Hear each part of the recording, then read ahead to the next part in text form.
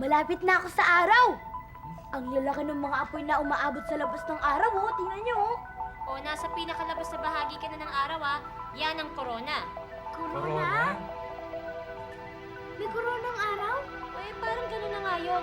Ito ay malalaking mga dila na nasusunog na gas na nakapaikot sa pinakakatawan ng araw.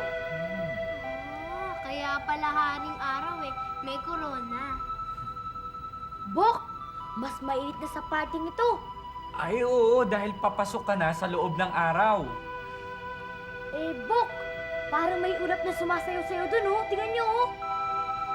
Yan ang tinatawag na prominence, Prominence. Prominence? Ano yun? Yun naman ang init na nagmumula sa loob ng araw at lumulutang sa ibabaw niya. Ang gaganda ng mga ito, Bok. Tingnan niyo, oh. Oo, pero hindi ka pwedeng tumira dyan. O sige na, tumuloy ka na. Sige, Bok. Oh, Oy! Bok, ano nangyari? Agatong? Agatong? Ano Agatong? nangyari, Bok? Agatong, naririnig mo ba kami?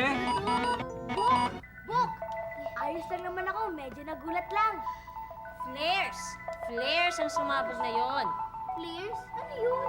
Ang flares, yon ang pinakamalakas na energy na nasa araw. Pag naipon yun, bigla yung sasabog.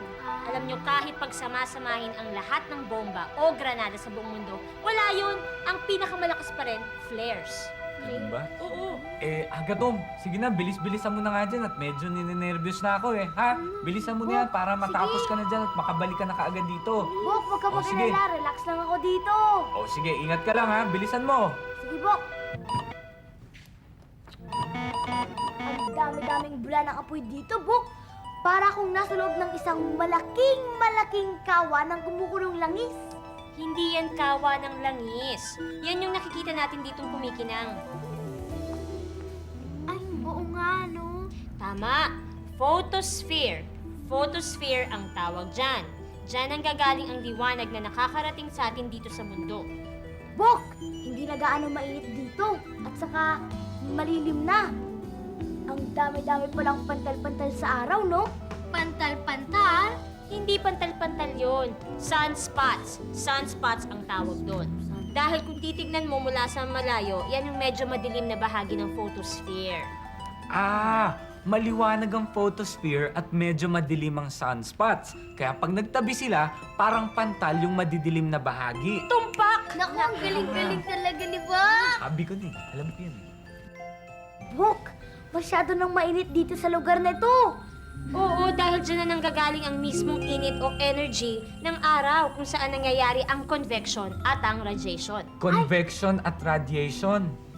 Gaya ng nakita natin sa eksperimento kanina, di ba? Ay, ano nga pala yung nasa pinakagitna ng araw? Yon naman ang tinatawag na core. Yung core, yun yung kung saan nanggagaling ang energy ibinubuga ng araw. Bok, sa sobrang lakas ng init at hatak nito, baka maging gas na rin ako. Ganun ba? Di bumalik ka na kaagad dito.